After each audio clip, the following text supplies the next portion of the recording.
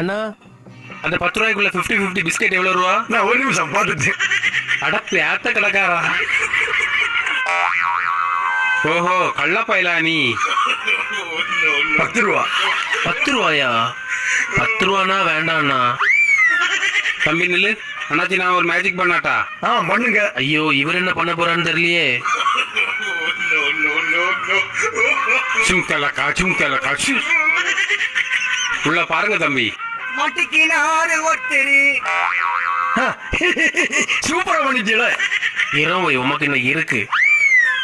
அண்ணா நானும் ஒரு மேஜிக் பண்ணி.